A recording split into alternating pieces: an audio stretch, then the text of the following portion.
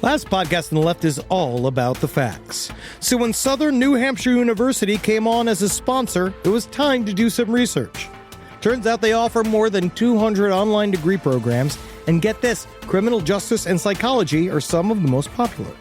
Classes have no set meeting times, and tuition rates are some of the lowest in the U.S. Want to learn even more about SNHU? Visit snhu.edu/last. Insurance isn't one size fits all. That's why drivers have trusted Progressive's Name Your Price tool for years. Just tell Progressive what you want to pay, and they'll show you coverage options that fit your budget. Visit Progressive.com to find a car insurance rate that works for you.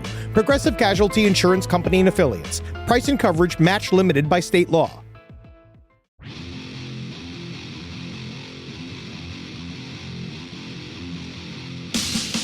Can you believe? Last podcast on the left is going back on tour. The road leads to here. JK Ultra is coming to these North American cities. We got Denver, May 16th, Seattle, June 8th, Washington, D.C., July 13th, Chicago, Illinois, September 14th. October 16th, we got Boston, Massachusetts, November 2nd, right here in Los Angeles, California. And then on December 7th, we're going home to Brooklyn for a show at the King's Theater. Yeah, Brooklyn, baby. It's time for you to laugh again and open your fucking eyes. Yeah, at the same time.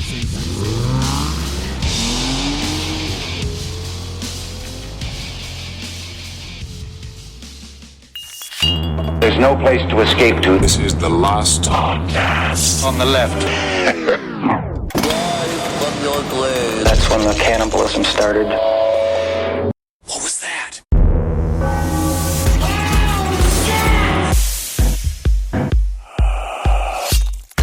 Ray Davies was a pedophile. But not. There was a kink in his morals. There was a kink in his morals.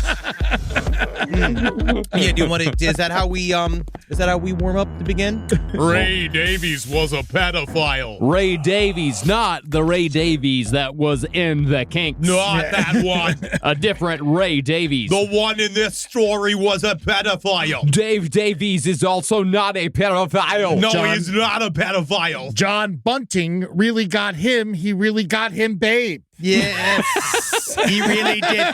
Guys, why don't we ever go hunting pedophiles together? Well, I don't Come know. on, guys. Why don't we just go ahead? Come on, guys. Yeah, I'm going to start with deer. And those are the questions we're going to answer today on Last Podcast on the Left. Thank you for joining us, ladies and gentlemen. My name's Marcus Sparks. I'm here with Henry Zabrowski. I'm going to put it out there. Best pedophile bait? Funko Pops. Whoa, that is good. It is. If you put a couple of Funko Pops out in a field or in a city block with a rope around it, right, Yeah. and you just tie it waiting for it, you're going to catch at least one. Or a nearsighted individual on Pokemon Go. Yeah. And that's fine. It does tend to happen. And then you just got to catch and release. Yeah. And, of course, we have Ed Larson. How you doing? No opinions on catching pedophiles. Well, no, I'm going to go You ahead haven't and say thought that. about it? I haven't thought about it. All Try right. to stay away from them and just hope they stay away from me and everyone I know. Well, the problem is that you hope they stay away from you, but they're right next to you and you don't even know it. Yeah, I know. I've met a couple. I actually, I paid for the extra thing on Citizen app. This is not an ad for Citizen app. Oh, the pedophile? The pedophile radar. Wow. Oh, really? Yeah. You look at Watchdog, right? Watchdog.com? Yeah, they're everywhere. Or is it Guard Dog? It's one or the other. I remember I looked up when I went on the pedophile searching website and I looked up my old address and sure as hell, some kid's dad I knew that I slept over his house. Jesus. Yeah. What are you going to do? What are you going to do? Yeah. Hey, you got out. But that's why I'm thinking it's really important. If we do go hunting pedophiles, just catch and release. Mm-hmm. Tag them. Put them back out there. Right? So now we know where it is. Oh, there's Bingo. We can give them different names. Sure. I mean, You know they what I are mean? tagged. But not physically. They need an ear clip. I Yeah. wouldn't even be like, Chip them like a dog. Yeah, exactly. Well, the reason why we're talking about hunting pedophiles Yeah. is that Why, we Marcus? are today starting our series on the Snowtown Murders. It's been a while. We've been talking about this one for a minute, and we finally got around to it. I never even heard of this. And you guys, and I spent like 3 days researching Snowden. I was just like, you guys were doing Snowden, right? They were doing Snowden next week. And I'm like, all right, they want to talk about Snowden. I don't know what's so scary about him. I guess the government's looking at us. All right, that's Well, we are talking about the assault against Julian Assange. But we don't want to bring that up today. Because, well, for a while, I thought it was like an Australian thing where it would be pronounced like, because we always do everything, we pronounce everything wrong. Snowden. I thought it'd be Snowton or something, and that's why I said that to you. Yes. And then I'm wrong. No, it's Snowtown, like it's where all the elves live on vacation during the summer months. But, oh man, you'd be surprised. Yeah, We should visit when we're on tour. We should. We can. Do they have a tour around Snowtown? Unfortunately, they do, and but it's also reticent. They are not really liking the identification with the Snowtown murders, as we'll get into. Yeah, we'll get into it. They don't lean in. A couple of people in town have decided to lean in, and the rest of the town is very upset at them for doing that. Okay. The Snowtown murders were a rash of serial killings perpetrated by a small gang of absolute morons in and around the southern Australian town of Adelaide over a period of about 7 years, although their most active period was between 1995 and 1999. The good years. Yeah. High Those school. are the last years you can really get away with shit. Yeah. Yeah, sure. I think those are the official ones. It was going for a while for them, but then they got theirs. I got a feeling I still got away with shit up until like 2011. I think a lot of Really? people are still getting away with stuff. I got arrested for weed Yeah. in 2004. Yeah, so I'm saying, I think that I think that you might be. I think I'm going to say that's the last day. For you, for Ed Larson. The Snowtown murders are so named because the small, unlucky Australian hamlet of Snowtown was where most of the bodies were found. In fact, only one murder out of the eventual 12 actually occurred in Snowtown, and that was at the very end of the gang's barbarous reign of terror. As such, the people of Snowtown begged the media to please refer to the killings as the bodies in the barrels murders if they don't mind, which prioritizes how the bodies were stored over where they were found. But I think that has the same effect as asking us to pronounce Oregon correctly or learning how to pronounce your various county in whatever Massachusetts county you live in. Helena. Yeah, like that. I feel like it has the same effect because it just seems that Snowtown murder term is kind of just, it's in there. It's stuck. It's stuck. Once it's in the paper and people start it's over. Yeah. Well, it's also because the type of crime that this was by far one of the, besides Ivan Milat, one of the most famous true crime stories in Australian history. I mean, many people consider this to be the number one. They actually put it above Ivan Milat, where the Snowtown murders, that's the number one in Australia as far as serial killings go. I mean, Martin Bryant is possibly a larger true crime story, but this one is pretty fucking intense. And this is where it got a little American over there. This is where we do our little sprinkle. And you guys got some of this thought. You got a little bit of the serial killer disease. But John Bunting, that would lead this little gang, is probably one of the most dangerous people to ever live. I put him in the Rock Terrio of the Anthill Gang territory, but you and I kind of we differ. We differ because we kind of had a discussion about whether or not his crew was a cult or a gang. It was not. I don't think but it wasn't a cult. I agree now that it's not a cult. It's a gang. But John Bunting, I think it's just because I imagine that their dick and balls smelled exactly the same. But I also don't even know if it was a gang. I mean, I use the word gang. What else are you going to call them? A team? I mean, it's more a fucking friend group. It's a squad. Yeah. Squad goals. Squad, yeah. Not hashtag not squad goals. Well, the push to rename the Snowtown murders, the bodies in the barrels murders, was entirely unsuccessful, although Southern Australia did, for a time, have a small cottage industry of bodies in barrels memorabilia that might be some of the most gruesome serial killer merch ever created. Australians got that on lockdown. Yeah. They got a good, old-fashioned, brutal sense of humor, and we can't wait to come back this fucking summer. Can't wait to come back in August. Yes, we'll be in Adelaide. Yeah, we will. And Adelaide's a hell of a town. I love it? Adelaide. Yeah, it's Okay. cool. And It's a very Marcus cool is town. bringing See, this shovels. is the only thing I know about Adelaide, so I was scared. Yeah. Now, from my point of view, the story of the Snowtown murders is Shakespeare by way of Beavis and Butthead. Okay. It's complex, ridiculous, messy, hubristic, obsessive, and in most cases, really fucking stupid. Yeah. These are crimes that rival Titus Andronicus in their brutality, but were committed by morons who giggled their way through the entire process. Led by a supreme dickhead named John Bunting, the people responsible for the murders and the disposal of the bodies numbered at least 9, and 3 of those accomplices, willing and not, ended up as victims themselves. He really spread his crime across this group. That's why, like, we're like, what do you call this? It's extremely, I find it very unique in the world of true crime. Like the fact that he built up this crew. These guys I watched the movie Snowtown this weekend. I just finished it. Hilarious.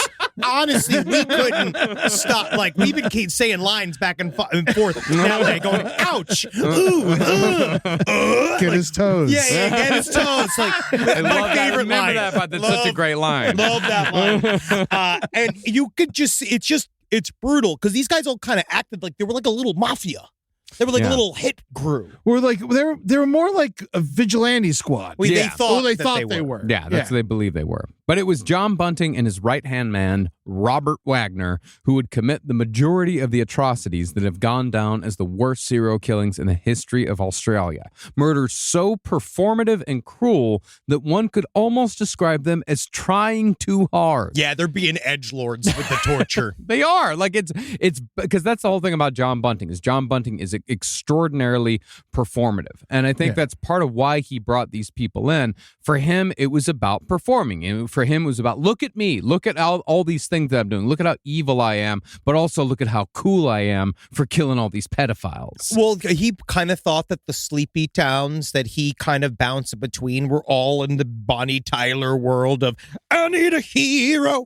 And everywhere he showed up, he'd be welcomed and celebrated like he was a Ned Kelly. Mm-hmm. He was like one of these styles of like an old-fashioned outback vigilante, which also in America we love, right? Yeah. We're also obsessed with the idea of a vigilante. There's a difference between what's right and what's legal. It's like, our pop culture celebrates that angle for both of our countries. But John Bunting wasn't a hero. He was a toad that was he also fucked it up. He was also bad at the serial murder. I know that it took a long time for them to get to wrapping it up, but in terms of serial killings, it was pretty close in the middle of his rampage. He would have kept going. Yeah. Do you think there's a chance he killed more than 12? No. No? I think he wanted credit for each and every person that he killed. Okay. He would have told us.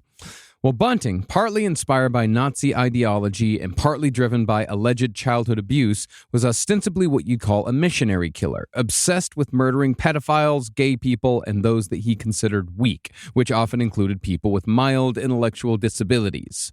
But from what it seems like to me, Bunting and others like him simply used the framework of a mission as an excuse to commit extreme acts of violence for reasons no more complicated than they like it, and it makes them feel powerful. Yeah, John Bunting was a not short, perfectly normal heighted man.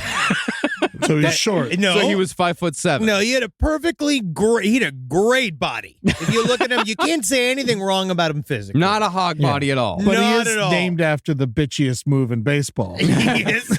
Hey, Bunting is strategy. No, it's bitchy. Yeah, I hate baseball. Yeah, if his name was Johnny Home Runs, he'd fucking be a superhero. If his name was Johnny Home Runs, he would be in gay pornography. I said a superhero, yes. But, he's a oh God, he's a bad guy. He's a bad guy. Yeah, but he loved pain and torture, and that's all of it was. That's all it was. It was an excuse and a way for him to, as we've talked about endlessly all over the years, that serial killers, especially ones with the big egos, they love a righteous faction to what it is that they're doing. Oh, yeah. And he was the queen of that. But before we get to the story of John Bunting and his many accomplices, let's acknowledge our sources for today. We've got Snowtown, The Bodies in the Barrels Murders by Jeremy Pudney, and Killing for Pleasure by Debbie Marshall. These are some juicy-ass books, man. Yeah, and out of the two, Marshall's is judgy in all the wrong places and makes an already complex story even messier by changing chronology for drama's sake. You can also tell Killing for Pleasure, that's your supermarket true crime paperback. How do I say that? I started reading Killing for Pleasure, but then you're like, no, switch over to The Bodies in the Barrels Murders, because that's the better book. But the thing is, like, then It was funny because I'm reading Killing for Pleasure, and as I'm reading it, I was like, oh, this is too juicy to be good. I was like, we're like, oh, this is too salacious. You know, it's bad. I know it's bad literature. Yeah, it is salacious and all that, and probably the more I don't know, fun. That's what I'm saying. It's the funner one. Yeah, but Killing bodies for pleasure is like reading for annoyance. Whoa, hey, some people love to kill for pleasure, like my grandpa did when he took down the Nazis. Well, it's just Killing for Pleasure is one of that's like the name in the true crime book hat. You just pull it out. Yeah. Killing for Pleasure. There Secrets to hold. Yeah, Mama's not good no more. Have you ever read that one? Yeah, where the bodies are buried. Yeah, where the bodies are buried. If knives could talk. Again, they're adapting that. Pixar is adapting that this year. Well, yeah, Bodies in the Barrels is excellent. It's the far more the recommended of the two. So without further ado, let's get into the Snowtown Murders, starting with the biggest douchebag we've come across since Mark Twitchell, although he certainly has shades of Israel Keys. This guy's name is John Bunting. Bunting was born in 1966 in a low-income suburb of the Australian city of Brisbane. He was the only child of two conservative parents, neither of whom seemed all that particularly strange. The worst thing you could say was that his mother was a neat freak who needed to keep their house obsessively clean, while Bunting himself was very messy. I don't know why when I think of like old-timey like Australian moms, in my head I always see like Dame Edna. Who's Dame Edna? Remember the famous drag queen from the UK? I always see like look her up. Okay. Whenever I imagine an Australian mother back, they just going like, "Oh, Richard, get big." Yeah, that's a Get your beans. Yeah. Yeah, that's definitely a Australian. Oh, yeah, Also, but I do know that I feel like that's just obviously it's just my little thought processes, so I don't know if it's correct or not. This is where my little head goes. No, I'm just thinking. Well, from what it seems like, John Bunting was just a strange child. He was secretive and kind of a dick straight off. John was so concerned with privacy as a child that he and a friend once dug a 15-foot-long tunnel 14 feet underground. We're going downtown. I'm getting my shovel with me and my friend, and we're digging the joint. Cause none of you like me. None of you get it. And this is also John could have a secret place to hide away and pursue his hobbies. Me little grubbies. Enjoy myself with my little games on the ground like a potato. What were his hobbies? I'm playing with my feet. I make circles nut. You like catching bugs and dissolving them in various chemicals. Yeah, Cool. Yeah, like Actually, I mean, break fun. Yeah. well, it's not one of the major symptoms of being a serial killer. No, then it is really fun. It's just bugs. I mean, it's brake fluid, hydrochloric acid, chlorine.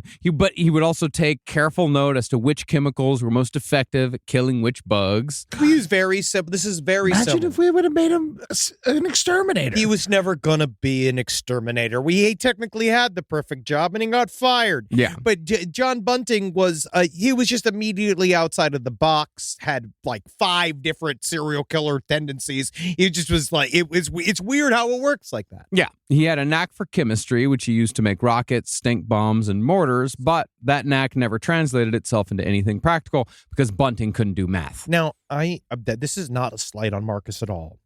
But Eddie, I don't know if you've noticed something about the description of John Bunting as a boy. Is that number 1, he loved to dig. Mm-hmm. Yeah. Number 2, he loved to kill insects and in fun, creative ways. Yeah, which Right. not He also not did. something I that, did not that. something that I did. He did sort of as well. Also, sounds like he would have been a part of the Rocket Club, like Marcus was. Well, Okay. there was no club. I just built the rockets On his own, almost I in a way. tried, but That's I even couldn't worse. figure it out. Yeah, that's more like that. That's like the Werner von Braun style Yeah. of being inside of his own. And I just wonder if there was any other particular like similarities between John Bunting and Marcus. That's Parks. one thing that, like, as the worst part about doing this show is seeing your own characteristics in serial killers. You're saying this about John Wayne Gacy.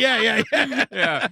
No, I do know that me and John Bunting probably would have been like friends when we were kids. Oh, yeah. But that's the problem with like being in this sort of environment is like you're friends when you're kids and then you start growing up and he turns into a psychopath and you just kind of turn out to be a normal person. But then you were always friends with when you were kids and they always say hi to you every time you see him and then you have have to like pretend like, oh yeah, we're friends, but you know what's fucking wrong with you. You know there's something really fucking wrong with that It's guy. smart to be kind of friends with them. Yeah. Well, that's why when I was a kid, I grew up in the mean streets of Queens, and I was mostly friends with several members of the New York Knicks. I was hanging out with Patrick Ewing quite a bit. I was hanging out with me and Ed Koch. Yeah. Those were my big guys. Those are my main friends when I was a child, so I would know. Now, by the time John was a teenager, he had a large collection of guns, which was possible back then in Australia in the days before the Port Arthur massacre, in which 35 people were killed and 24 were injured in a mass shooting.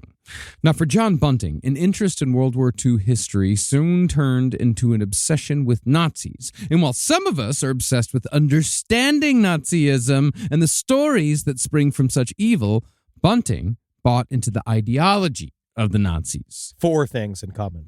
Now, I also was obsessed with World War II as a little kid. And I wonder if it literally comes from maybe our grandparents. I know that, like, you know, having a grandparent in World War II on the right side was really, really nice. And I was obsessed as a kid. And I think that the Nazis were at first like, your eyes are drawn to them. And I think partially it's because of the way they are presented. And as a kid, I always was into the Empire. I liked Darth Vader. Sure. And you can kind of see why you're like, oh, well, look at these crazy costumes. And then all of a sudden you're looking into it and you're like, what in the living fuck? That was my response. Where I think somebody like John Bunting, because we talked about this, about like, what is it about neo-Nazism that is like specific? It's a specific type of hate. And I think it's because these guys, all of these guys that are attached to either neo-Nazi groups, and it's also quite like what John Bunting is like, is that they are not only dickheads and morons, but they also must be correct. So their ideology must feel like it has some kind of like thing behind them, some kind of institution behind them. weight. Yeah. It's a way for total losers to think they're better than people. And powerful because they think they're connected to this series of other people. They don't realize that most people that are neo-Nazis look like either Curly or Smeagol. Like you have one or the get other. the shit kicked out of them. Yes. And so these guys, they can watch footage of Nuremberg and say, I'm a part of that. I'm a part of that thing. And that makes that I get to stand up for something else. Like this is a bigger thing. I think that's what it does, and it makes a shithead feel less alone. Yeah. Rise from your grave. This podcast is brought to you by Squarespace. Squarespace is an all-in-one website platform that helps you stand out online. Yes, that's right. You don't have to smash your face with a hammer. You can just start a business. It's got everything you need on Squarespace, from securing your domain to building a professional site and showcasing your work all in one place. Let's say you want to show everybody how you can carve your ribs out of your lower abdomen so that you look more like a Ken doll. That's amazing. You can bring your vision to life with AI-powered design or curated templates, plus flexible editing tools that helps you create something that truly reflects your style, especially if you are somebody that is trying to corrupt the young men of America. That's what Squarespace is really going to help you. Squarespace makes it easy. It makes it easy for you to put all that together, and you just go to Squarespace and do it all. Thanks, Braden. Head to squarespace.com/left for a free trial. And when you're ready to launch, use offer code LEFT to save 10% off your first purchase of a website or domain. Summer means freedom. And for adults, summer means work next to freedom. But thanks to Mint Mobile's summer sale, it can almost feel like the work is playtime for the adults. Right now, all of Mint's plans are $15 per month, even unlimited. Free yourself from big wireless and switch to Mint Mobile for high-speed data and coverage on the T-Mobile 5G network. It's so well connected, I could call from anywhere. Deep from well within my bunker, where my AI-fueled robots slowly but surely toil for me, but I know for a fact I'm saving money on my phone plan. Or up above, where I'm training all of my giant Amazon female warriors who will fight in bulletproof mesh. Also, honestly, Mint Mobile's really cheap and it's really reliable, so you should use it. To get your new wireless plan for just $15 a month, go to mintmobile.com/LPOTL. That's mintmobile.com/LPOTL. Cut your wireless bill to $15 a month at mintmobile.com/LPOTL. That's it. There's no catch. Upfront payment of $45 per 3 months, $90 for 6 months, or $180 for 12 months. Plan required, $15 per month equivalent. Taxes and fees extra. Initial plan term only. Greater than 50 gigabytes may slow when network is busy. Includes up to 20 gigabyte hotspot. Capable device required. Availability, speed, and coverage varies. See mintmobile.com. In the United States of America, there's a break-in every 26 seconds. That means somewhere, right now, an intruder is getting closer. The problem is most security systems only alert you after a break-in has already started. That's too late. Choose SimpliSafe to secure your home. Using the Outdoor Camera Series 2 and advanced AI alerts, SimpliSafe's US-based live agents identify threats on your property and help deter them, stopping crimes before it starts. That's a real peace of mind. They've got a really great security system that makes sure people don't get in your house or it makes a big noise. And to me, that's a big deal for me, is that it protects all of our yelling with a siren in our studio, which is one of the most important things that can be protected. I don't care if thieves come and kidnap us. I don't care if marauders come and steal our staff and bring them to another country against their will. As long as our words aren't affected, as long as our precious data isn't affected. And SimpliSafe does that. And for that, I say, God bless you, SimpliSafe. God bless you. God bless you, SimpliSafe. God bless you. Experience greater peace of mind with SimpliSafe, now available with an exclusive discount for our listeners. Right now, you can get 50% off your new system by visiting simplisafe.com/LPOTL. That's half off at simplisafe.com/LPOTL. There's no safe like SimpliSafe. Now, Bunting read Mein Kampf, he joined a neo-Nazi group, and he painted a swastika on, of all places, the inside door of his car's trunk. That's how proud he was. Yeah. Now everybody can tell. I'll put my old sneakers in there, and everybody, my old sneakers fit I hate. Man, I ever tell you about the kid I grew up with who was like, he hated Nazis, and he was like, he used to like go to like punk shows to fight Nazis. Yeah. And then he went to go get an anti-swastika tattoo. It was like a swastika with a line through it. Uh-huh. And then when he got the tattoo, it had to do it in 2 sessions. So the first time it was just a swastika, but then he was so poor that he couldn't afford to get the rest of the tattoo. And so for a full year, he had to have just a swastika on his chest, even though he hated Nazis, and always be like, hey, when are you going to finish that tattoo there, Bill? And he's just like, we're saving up. It's like, get the line first. Get the line first. Would you guys ever read Mein Kampf? Have you read Mein Kampf? I've never read Mein Kampf, no. I've read excerpts. Yeah, I mostly follow it on Pinterest. That's my got the coloring book. Well, John was, of course, a virulent racist, but he was especially homophobic, and he was quite vocal about his homophobia to anyone who had the misfortune to be in his presence. The root of his homophobia, John claimed, was a systematic campaign of abuse suffered at the hands of a friend's older brother that began when John was 8 years old and continued for years after. Now, John said that he was so embarrassed as a kid that he never said anything to anyone about this abuse. And this was even after he said his abuser's father walked into the room while John was supposedly being burnt with cigarettes while naked and hogtied. But when John got older, his favorite topic of discussion was the abuse he'd suffered as a child. And the story always ended with his abuser dying in a motorcycle accident. How convenient.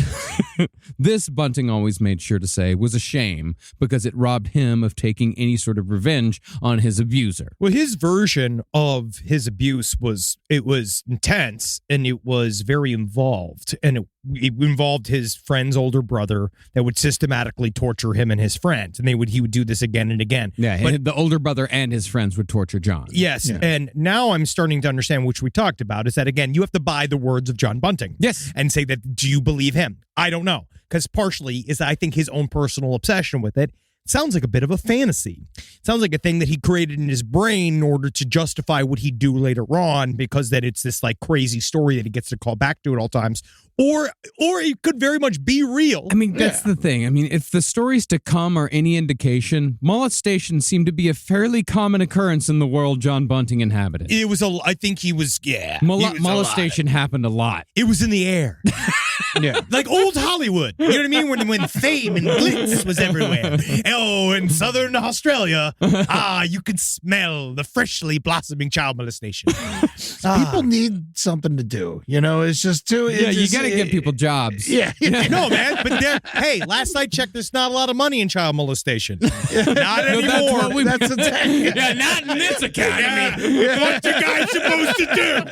I'm just a mediocre guy with no abilities. How am I supposed to ruin a child? Yeah, we got the Prince out of the game. We got Clinton out of the game. You know, no one's buying anything. Now, as a way to take out his anger about being abused on someone, John said that when he was 13, he befriended a 40-year-old man named Benny. Hey, John. Yeah. Hey, you're my best friend in the whole world, little boy. Benny also had experienced childhood trauma, claiming that his father had cut off his toes with bolt cutters just for the fun of it. And I get it. Believe me, I do, because look how funny my stumps are. Benny, we don't know if Benny is real. We don't know at all. Yeah. But the idea of Benny, because, like, you know, I'm soon to be 40. Yeah. You know, and just the idea of, like honestly, this might sound controversial, but if you're a 40-year-old and you spend a lot of time hanging out with a 13-year-old, it's like, it's kind of like, you know, it's like, how do you put this? Like, I got a lot of friends. Mm-hmm. If I'm not here to fuck, why are we hanging out? Yeah, I don't want to talk to anyone who's under 24. Yeah. I'd say if you're not here, I can't understand you. You got nothing in common, except I guess if you decide to go torture pedophiles together. But I think that there's other ways to do this. Well, the two bonded and allegedly formed a sort of back alley to catch a predator. From how John tells it, he loitered on street corners as pedo bait. Ain't got no parents. I've got nowhere to go. Wonder what me's gonna do. All I've got is these sucking lips and these sensuous hips. Oh, my shorts fell off again. Oh, I'm stuck in a manhole. Oh, what to do? Then he would lead men into alleys where Benny was waiting. I thought I heard a curious boy walking down the alley. And there, Benny and John would supposedly laugh and pummel these would-be pedophiles. Ha ha! Take that! I don't know the kick of my heel. I don't know the kick of my pointed boot. Ha ha! Yeah, now you're getting it, Benny. Now you're getting it. Now let's go see Lethal Weapon. Because I legally can't. Are you Berta? I tell you what, Johnny, I'm not getting too old for this shit. Later on in life, John would claim that it was Benny who taught him the ropes on how to, quote, deal with gay men. You take them to the store, you pick out dishes, and then you go on vacation. And he would later claim that he and Benny murdered at least a couple of dudes in their pedo fishing expeditions. Now, right up top, it's important to note that John Bunting conflates gay men with pedophiles, perpetuating the myth that all gay men are pedophiles by nature and should therefore be exterminated.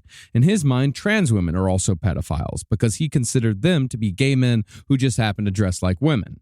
But in reality, gay men are not only less likely to be child molesters than straight men, multiple studies have shown that the overwhelming majority of men who molest boys are, in fact, straight men. I will say most of the gay men I know can't stand children. Yeah.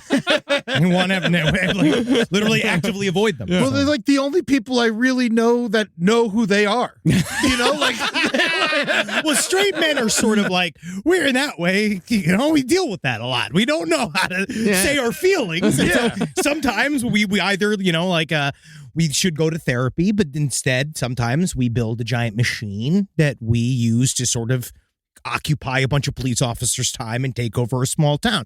Or sometimes we write a super long thing that some people would call a manifesto that we would rewrite to get our thoughts out because it's so difficult to say it in a vulnerable setting. But then, of course, you got to send a bunch of mail bombs as well just to sort of cut the vulnerability of the manifesto. Yeah, baby. Yeah, but you get it. Therapy is a warm gun. Yeah. Well, to break this down for just a second, because it is absolutely fascinating. Not all child molesters are pedophiles, but neither are all pedophiles child molesters. I just want you guys to know, I walked into Marcus's office yesterday, and we're, you know, as we talk throughout the week, how we're going to do the show, and I come in, and Marcus is like, you know, like Willy Wonka at the end of the end of the movie, right? His head, and I come in, I was like, "Hey, Marcus, how you doing?" He's like, "You know that there's a distinct difference between child molesters and pedophiles?" And I was like, "I'm gonna go get a coffee." You know what? You're right, buddy. You're fucking right, dude. Because one's got an action-oriented mindset.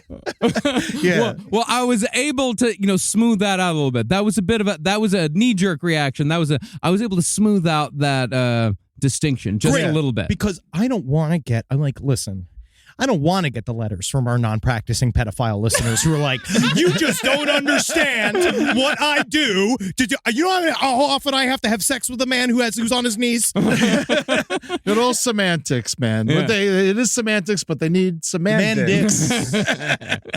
Well, pedophilia is a psychological disorder in which a person is exclusively attracted to children, and often there's no preference for gender. In other words, there's no such thing as heterosexual pedophilia or homosexual pedophilia. There's just pedophilia. Wow, no labels? Yeah. Total freedom. That's incredible. I can't wait to tell my wife to not listen to this. Come on, I'll give her the abridged version when I come over. Yeah. And additionally, pedophiles often go their entire lives without ever molesting a child. But child molestation is not always about sexual gratification, and it's not always perpetrated by pedophiles. Are we going to get into the whole non-practicing pedophiles No. thing, which is it just begins to feel like if you call yourself a non-practicing pedophile, just skip the pedophile part. Just don't continue to not do that. Just don't mention it. You take that little thought you have in your head, you bury that down good and deep until it becomes pancreatic cancer, which is that's what a pedophile's supposed to do. No, you take that thought and you talk to your therapist about it. Ugh. You get help. I know, but what is the help? I What don't is the know. help? I'm not a psychiatrist. Do they just have to don't you just be put in a net? It's like side stories, lpotl@gmail.com. How do we fix these pedophiles? Yeah, you put them on top of a mountain. I think that they would love that. Then all of a sudden we've got pedophile mountain. We already have At many. least you know where they are. Yeah. You hear the sound coming from Pedophile Mountain. We technically put them in little communities, and then they form networks amongst themselves, and then end up continuing the recidivism for pedophiles. It's not a good idea to put them all in one place. Okay. Because then they talk. Yeah. Yeah. They plan. No, interesting. I interviewed a non-practicing pedophile for Brighter Side one time. Oh, I thought you say for Yeah. the poorhouse when you were working there. It's like it's 21 and over in here, so you might not want to work there. Yeah, no, I remember I interviewed him for a while, and I was just I was trying to get to you obviously we're not allowed to shoot him in the head, and so you're trying to figure out what the fuck do you do with all these people? And then by the end of it, I was just I gotta stop fucking talking to this guy. I think that's the issue. And I was like, we can't release this. No one wants we're to just hear gonna this. delete this. Yeah. It's literally you got a hook for a hand and everything. It was a mess. And he says what station was the hook for a hand is that oftentimes the children scream and run before I have a chance to fuck. You're like, oh, good. Well, I'm not even talking about non-practicing pedophiles. That wasn't even the point of this whole thing. Many times, child molestation is about a power dynamic or a perpetuation of an abuse cycle, as in someone hurt me and I don't know how to deal with it, so I'm going to try hurting someone else to see if that makes me feel better. Yeah. This very well could have been the case with John Bunting, although as far as we know, he never hurt or molested a child. That's what I found really, honestly, very interesting, is that he didn't actually then go ahead and do a bunch of the things that he says that he was against, but then he did a bunch of stuff that was worse, really almost awful. in a way. Yeah, it's also bad. He played with children, right? He was technically that was his main. That was kind of how he got people's trust. That he was good with the he kids. would go to the arcade and shit. Yes, that was part of his I view it as a psychological game to see how fucking cool I am, see what a hero I am. Yeah, no, he had a messiah or I wouldn't say a savior complex. That's what it is. He definitely had a savior complex. Now, the people who knew John back in Brisbane said that even then he talked nonstop about wanting to bash gay men, and he constantly bragged that he was on the run from the law because of the gay men he'd already bashed. Nobody, however, really listened to what he said because, as we'll see, John Bunting is nothing if not an incessant talker. He's a constant monologuer. And also, they do say, I was doing that voice for a reason, that he had a high, squeaky voice. I went looking for any evidence of him talking. And he's one of those guys that has never said a single fucking word publicly about anything. So you don't think we can get him for the update show? I've been, honestly, his assistant and I have been going back and forth. Yeah. We reach out through Sirius. Maybe he'll get back. Yeah, maybe. Let's use those connections. Now, in 1986, Bunting and 8 friends were on a road trip across Australia to Perth. But when their caravan broke down around Adelaide, they figured, fuck it, this is where we live now. True freedom. That's how I became a comedian. I was trying to go to New Jersey and my car broke down at Yeehaw Junction. And I'm like, I guess I'm moving to Tallahassee. And then I joined Murder Friends. That's how it works. Similarities. Well, John eventually settled into an Adelaide suburb called Salisbury North, which was not the best neighborhood in the Adelaide metro area. High in poverty and crime, Salisbury North was a cheaply built suburb designed to house employees of a nearby weapons manufacturing facility. It didn't even have sewers until 1955, and residents up until that time were told to bury all their sewage in their backyards. Probably good for growing crops. Don't go fucking around there. It's like poo-poo lumps. Jerry, get off the poo-poo lumps in yard. Why are my carrots brown? Oh, no. Them's the carrot lumps.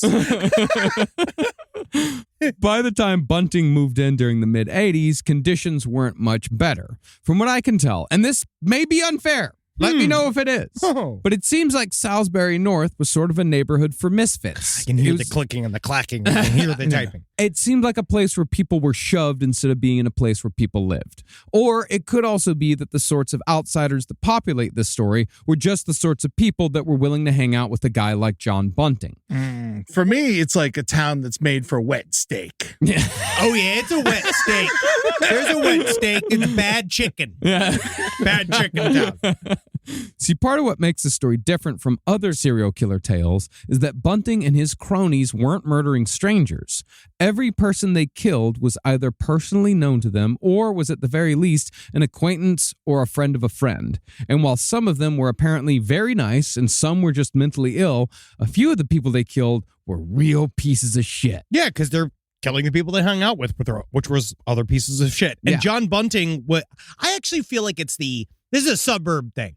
Because when I looked at pictures of Adelaide and looked at pictures of Snowtown and stuff, it's like... We've been to Adelaide. You didn't have to look at pictures of Adelaide. I barely remember. We were there for like 30 hours. We weren't there a long time. But I did a Google Street View. I went looking through Snowtown. It's cute. Well, Snowtown, nothing happened in Snowtown No. except where they, actually, put the bodies. It's cute, right? Yeah. It's cute over there in these little areas. It's like, technically... I just think it's a suburb thing where it's like you just get a big mixture. Suburbs have like a lot of weird ass people. That's what we call it. All right, you change it from the Snowtown Murders to the Salisbury Mistakes. Salisbury Mistakes. They're all kind but then like they get sued by Salisbury, like the company that has the sauce. I like Salisbury steak. The Salisbury Mistakes is going to be the LPN softball team. Yeah. But, I mean, coming as I do from a low-income town, all of these types of people just sort of mix together. And sometimes you just don't really have any choice but to be in the same room as the biggest dickhead in town. It just fucking happens. But now, once Bunting moved to Salisbury North, he got a job at a meat processing plant butchering cows, first working in the intestine, liver, and spleen department before being promoted to meat bagging and general rendering. Next week, they say I got to get out the brains.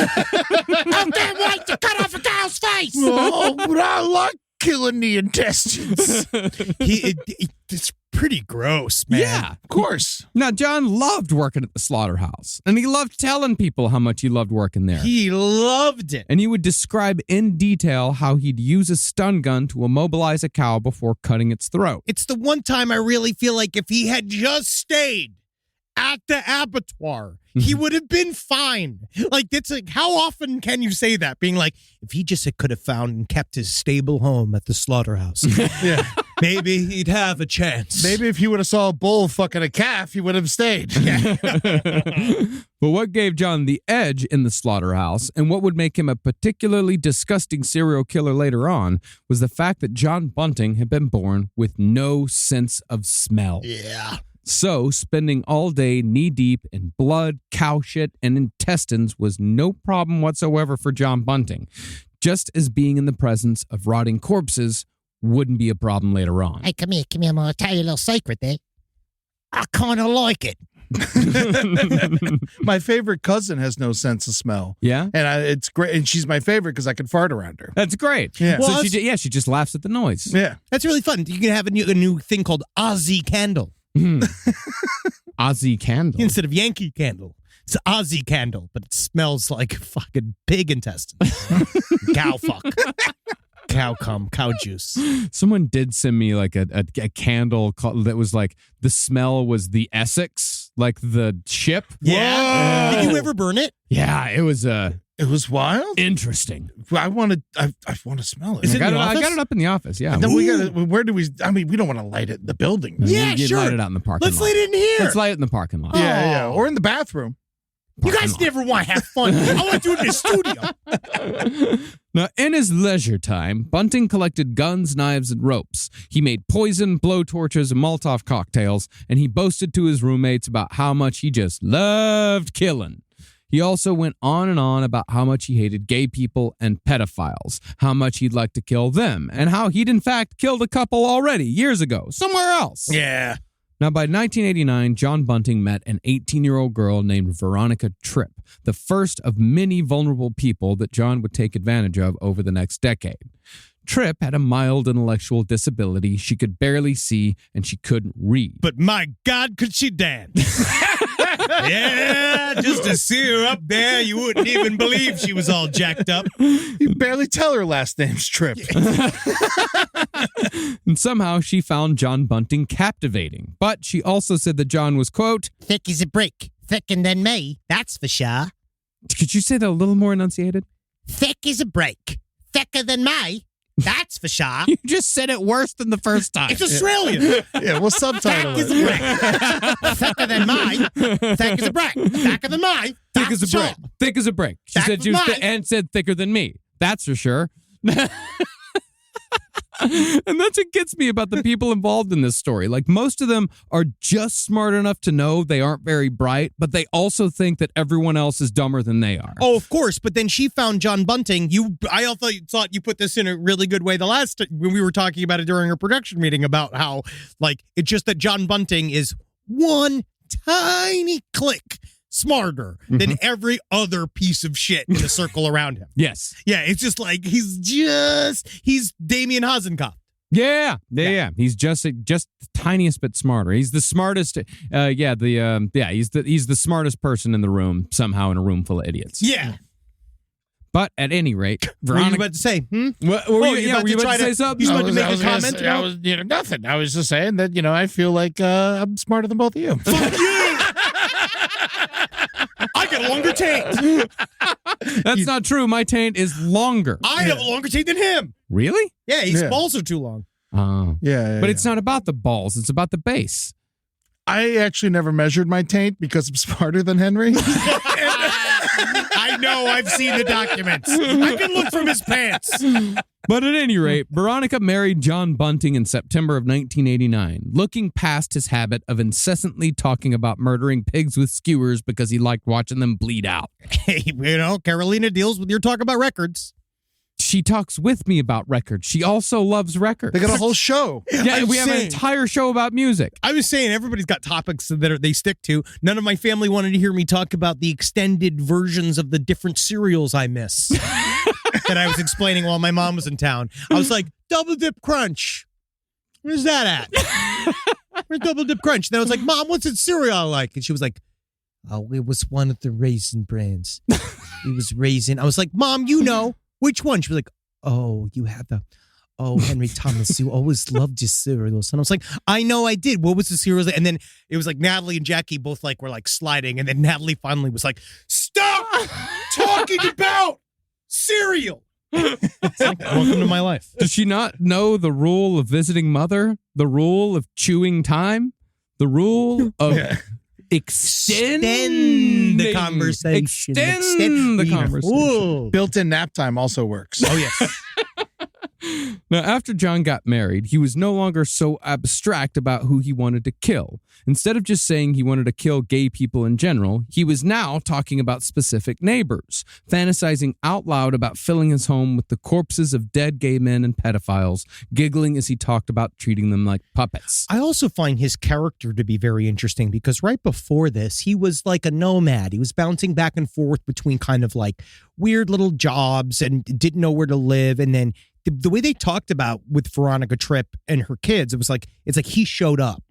And then all of a sudden, it was like the next day he was a permanent part of their lives. It was like he was always there. And it was like he immediately took over for this family. Like he just kind of came in and it's interesting. I kind of feel like he was waiting for a place where his personality could take root, where he was kind of searching around for like, who's going to put me up?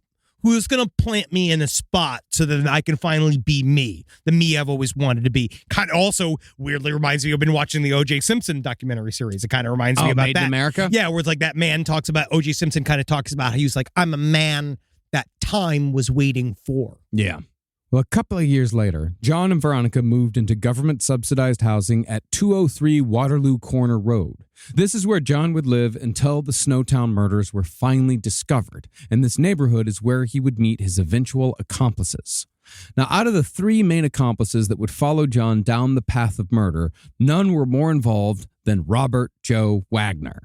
Hulking, illiterate, and slow of mind, Wagner had also been abused as a child, again by the older teenage son of his mother's friend. And he definitely was. He definitely was abused. And he's the Tex Watson. Yes, he's very much the Tex Watson. He's the enforcer. So now you kind of just remember this is a very complicated story, and it's only going to get more complicated as we go. So just always remember, John Bunting's Charles Manson, this Robert Wagner is Tex Watson. Yeah, John Bunting is the ringleader.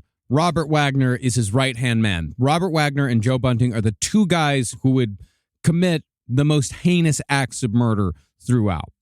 Well, by 14, Robert was in a relationship with a 31-year-old trans woman named Vanessa Lane, who also happened to have served time in prison for sexually assaulting two 12-year-old boys. Eventually, Vanessa would herself become a victim, but she was also a terrible fucking person, the first of many in this story. Hey, how dare you?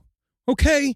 Yeah, they might have groomed and seduced a 14-year-old boy and then kidnapped him and drove off for several years where I guess they went on some long robbery spree and while he over and over again. How dare you? She's a beautiful flower. She's a piece of shit. Whoa. Real bad. Now, Robert's mother called the police when her son entered into a relationship with Vanessa Lane, but the cops didn't really care, saying that Robert was close enough to the age of consent where it didn't really matter. He was 14, age of consent 16. What do you want? What do you want from us? Yeah. I mean, the people that perpetrated these atrocities, like the one thing they were correct in saying was that the cops did not give a fuck about any of these people. No. The authorities did not give a fuck about the poor people of Adelaide at all. You know, if they just went and wrote a book called like Bro Lita, this would all be completely fine. Bro Lita? Yeah, the dude version of Lolita. Ah, yes. Yeah. I get it now. Be Lolito. Lolito. Yeah, maybe. Yeah. I like Bro Lita. Yeah. Lilo and Stitch. Weird. That's just a movie. Yeah, that's just the name of a title. It's got nothing When's to the do last time with. you seen it? Never. Is there pedophilia in Lilo and Stitch? Is Lilo a child? Lito's an alien. Ohana means family. Let's move on. So Robert spent the ages of 14 till 18 going no contact with his family because that's what Vanessa wanted. He was mature enough to choose. Weirdly, even though Robert was in a relationship with a trans woman, he worshipped Adolf Hitler. Whoa, weird. He even named one of his dogs Adolf. He even had one of those old, those custom screensavers that has like floating text in your computer. Oh, except yeah. instead of saying like Robert's computer or like fart. Yeah. Like his said Adolf Hitler is still alive. Wow, and it's just pinging around. Just pinging her, Like- ping, ping, ping. Adolf Hitler's still ping, I just ping. feel like, I don't know why. Waiting for it to hit the corner. Yeah, and you're like, oh, yeah. Yeah, he's still alive. Robert even tried getting someone to tattoo a swastika on his forehead, but no tattoo artist in Adelaide would do it. You need to go down to Perth for that. Or call the cops. Yeah. Robert even joined a neo-Nazi group, but was kicked out for being, quote, too radical. Too radical for Nazis. Now, are we for certain that didn't mean he just didn't boogie board there? Yeah. Man, you are too radical. You're fucking too tubular to be not for the white race, Yeah, bro. man, your sneakers got wheels on them, man. We're more of a bodacious crew. Can you imagine? This is the Anders Breivik story. Yeah. Now, Robert and Vanessa lived in a house filled with dogs and cats, all of whom shat and pissed everywhere. Fleas bounced around every room, and the entire house was absolutely filthy. Robert, for some fucking reason, played church music at high volume all the time. And allegedly, both he and Vanessa were seen performing acts of bestiality in their yard with their dogs. You're going to want to do that behind the fence. Maybe calm the dogs. And this Maybe if the music made the dogs just kind of chill out. And this is the guy that John Bunting would use as his right-hand man in his moral crusade against the gay men of Southern Australia. Why didn't they just run for office? And those dogs were, girl dogs. Yeah, to be fair, yeah. Thank you. Robert Wagner, however, was but one of 8 accomplices in the Snowtown murders, although to be fair, some participated in a more diminished capacity than others, and not all were willing or even aware.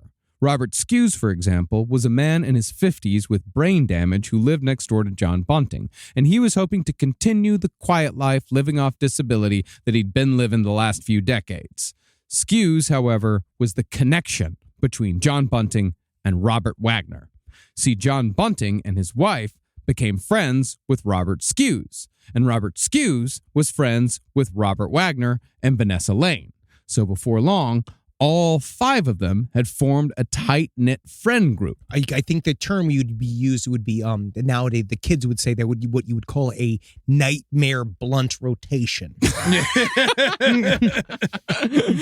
It did, however, take some mental gymnastics for Bunting to accept Robert Wagner and Vanessa Lane's relationship. I find it this is fascinating. It is. In Bunting's mind, Robert Wagner had been coerced into homosexuality by Vanessa Lane. Just because he decided. Yeah. Because he said he looked straight. Yeah. And he justified hanging out with Vanessa because he believed, based on Vanessa's previous conviction for sexually assaulting 2 12-year-old boys, that she knew every pedophile in the neighborhood. Lucky. Were they in your Google invites? You get in your Facebook messages? They got a Slack. They got a Slack. More like a slick. But these guys, Vanessa Lane is also interesting because I read 2 conflicting things about whether or not there was one story that Vanessa Lane did revert back. What was it? I think it's like, what's the term? It's not D-trans. I don't know what the term is. There was some saying that they had maybe considered themselves not trans anymore during a period of time that may have allowed John Bunting, to get in. So this is one of those things that we are honestly a little I would say I'm a little confused on. Very confused. I tried, and trust me, I tried. I looked shit up. We did. Me too. Yeah, I tried figuring it out, but it's very confusing. Yeah, because Vanessa Lane, it's all very personal, so everything's because their dead name is Barry Lane. Yeah, and a lot of so if you're confused at all, because a lot of the material just call them Barry Lane versus Vanessa Lane. We're trying to honor this dead pedophile and making sure we keep their identity secure. If one person gets the standard, then everyone gets the standard. That is what we believe. Did they die as Barry or Vanessa? I don't. Vanessa, technically, but I don't know. I don't know whether or not that's what allowed. That was a part of the thing. What's the gravestone say? I think I have no idea. I don't know. It's again, I have to look at my The Pinterest longer board. we talk, the more dangerous this is. Yeah. No, you know what it is? It's just more like, why did John Bunting allow this person in his life? Yeah. And I think it's like, yes, it was because he viewed them as a tool, but also I think that Vanessa Lane was lying to John Bunting because much like it's a little MAGA-y. right? Where it's like Vanessa Lane is a villain and decides, okay, I like these other villains. That's fine. We're all going to hang out. But I have to sort of ingratiate myself with this other group of villains. So what I kind of have to do maybe is downplay the thing that makes this guy the most angry. The thing that makes this guy the most angry, I like how I love his hate. Mm-hmm. I love how much he hates. I love his fat body. I love his toad-like face. I love this guy. I want more of him. I need him.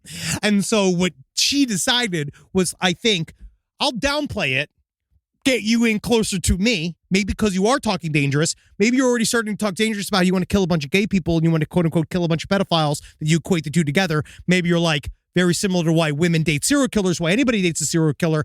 I give you the feed. I'm now safe. You become an accomplice to avoid becoming a villain. You join in because you are doing this to be like, I'm one of the good ones. Mm-hmm. I'm here with you. I'm on this side with you, buddy. Let's go kill some people. There's some of these, we believe me? Because a lot of these pedophiles, honestly, they're not super fun.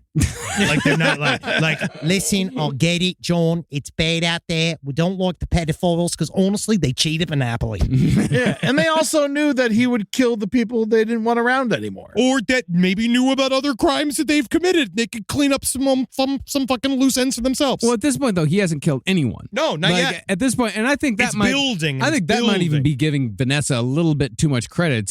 I think it's a lot simpler than that. Like, Vanessa's a cunning predator as well. Yes, Vanessa is also a predator. But I think it's a lot simpler where it's just these sorts of friend groups in these small towns and these poor communities. Like, it just figure happens. It just happens, and you talk shit behind each other's back, and then you get together and you drink together, and then everything's fine for a little while, and then you talk shit, and then you get into a fight, but then you're fine again, and then everything's awful. It's just these relationships between these types of people are...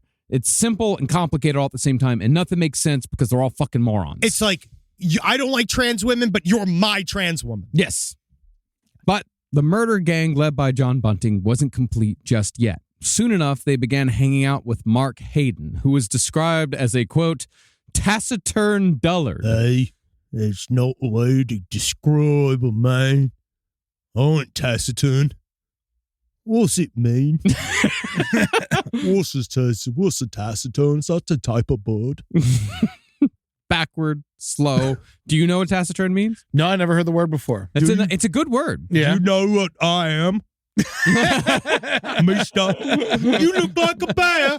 Are you a bear or are you a man? I would love to be a bear. At least for a weekend. Don't tell me you like to play with the kiddies and the penises because we're going to come get.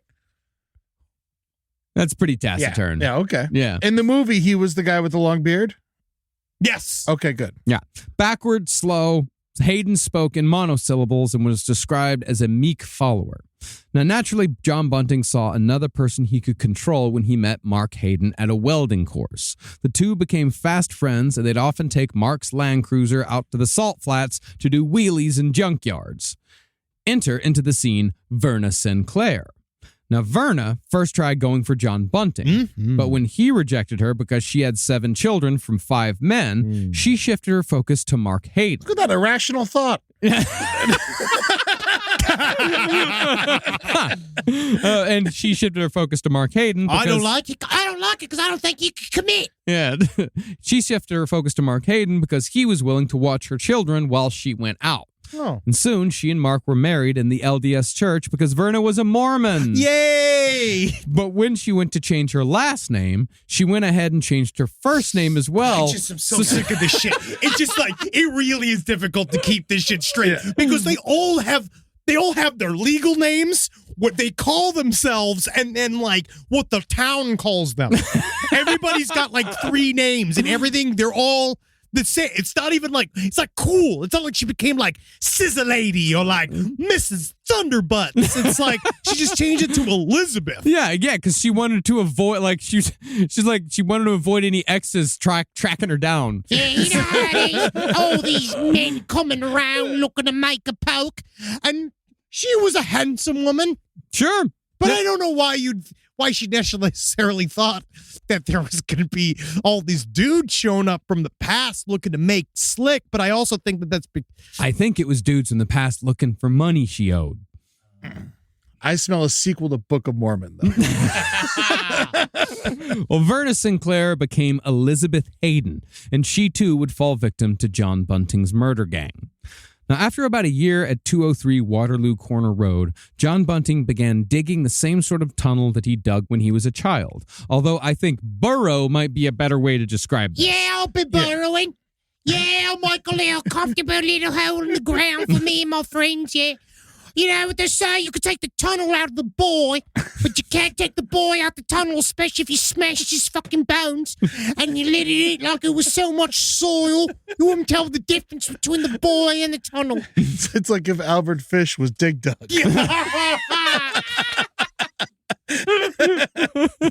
All right, the guys.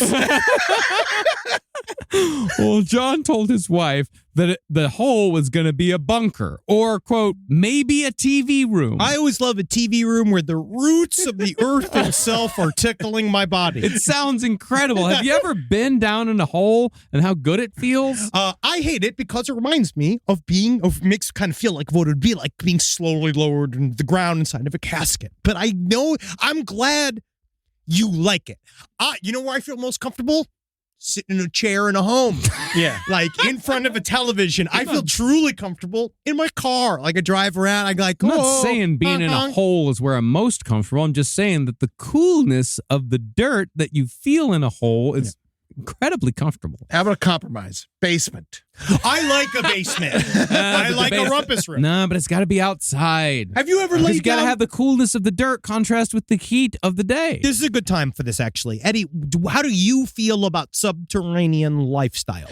I once had to dig a hole for work, and my hands bled, so I hate holes. Yep. Wow. All right, there you go. But you lived in a basement for a while. I did live up beneath the plumbers union, and then, that dog had to get killed. Yeah. So that was a whole long story. God, it was so fucking sad. That was a sad part of Eddie's life. Well, Veronica just didn't ask questions when it came to her husband's doings. Partly this had to do with the fact that John almost exclusively was talking about how much he hated gay people or how much he loved working at the slaughterhouse. I just wish that there was a way to combine the two. You know? Wouldn't it be crazy? Maybe I'm crazy stick boy here. Maybe I'll just stick here. I'll throw some spaghetti at the wall, right? Try to ask yourself the question, what if we brought gay men into the slaughterhouse? Okay. Yeah, that's it. That's the idea. Well, additionally, he constantly reeked of death, but the reek wasn't a problem for John because, as I said, he had no sense of smell. But I think he liked smelling like death. Yes. To make up for this, he'd ask people to describe the smells of herbs, soaps, and spices, and would sometimes stand next to a stranger, point to something, and say, Hey, tell me what this smells like. What's it smell like? Tell me what this smells like. It's my finger. Hey, come here. Smell my belly. Come on, smell my belly. What more smell? I'm going to stay over here. Nah. Come here, smell my belly. Nah, Come I on. don't What's wanna. my belly? Nah. I've always been Nah. so curious. Nah. I'm a curious boy. Nine? Nah. You going to say nine Nah. to me? Nah. You say nine? No. Get the hammers. You say nine? No. I ain't got it. Now, to help dig the tunnel, John Bunting enlisted his new friend, Mark Hayden. Yeah. Which was perfect because Mark had also dug a tunnel under his own bedroom when he was a kid, and he loved digging. Simple, where the worms live. Nice. Brown. Dark.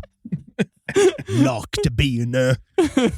But of course, Bunting took all the fun of the actual digging while Hayden had the shit job of ferrying out the buckets of dirt. Which carrying the buckets of dirt's the worst fucking part of the job. We're getting this done by next week. I'm sick of acting like this is some kind of fucking vacation. This is digging.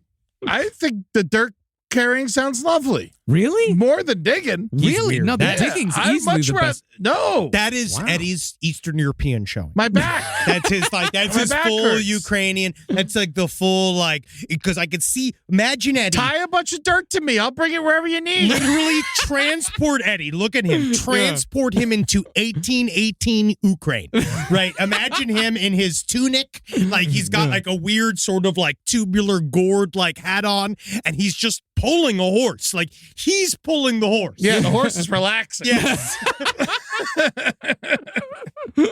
Well, Pretty soon, though, Robert Wagner, the one who would become John Bunting's main murder partner, he decided that he wanted to get in on the tunnel action as well, because it seemed like a hell of a lot of fun. Hey, it's FOMO. So the three of them started bonding on a shared project. It was also around this time that John started trying on the role of the savior. John brought stray drug addicts off the street into the home he shared with his wife in an attempt to turn it into a DIY drug rehab center. Okay. But usually the addicts just sat, drank coffee, and listened to John rant and rave until they got bored. Then they'd wander off while John went out to find someone else to start the whole process all over again. It's like Louis Farrakhan. Yeah, just fucking bring him in, take him out. Seems like he thought he was a priest or something. He thought that he was this moral, this true a bastion of morality. Yeah. And that people would be impressed by his thoughts. Like, I think that if he had any form of remote education or real kind of academic pursuit, he would try to write a book. I think he would be very similar to Anders Breivik or something like that, who would write something, probably a tome that would be very boring, and it would destroy my search history and be another thing that probably keeps me permanently on some form of government list. Yeah. Especially after I just bought that whole Jesuit conspiracy book, and I wonder what that just did to me. I think it's fine as long as you know that it's a conspiracy. No, I'm just saying the problem is that, but does Jeff Bezos know this? Does the computer know this? That Bezos it's my iron. Loves selling that shit. He does. Yeah. Bunting sounds like he's less street smart, more dirt smart. Yeah. Very much so. Wait, don't fucking talk about dirt smart, because dirt smart's pretty smart. Yeah? It can be. Yeah. Now, working at the slaughterhouse.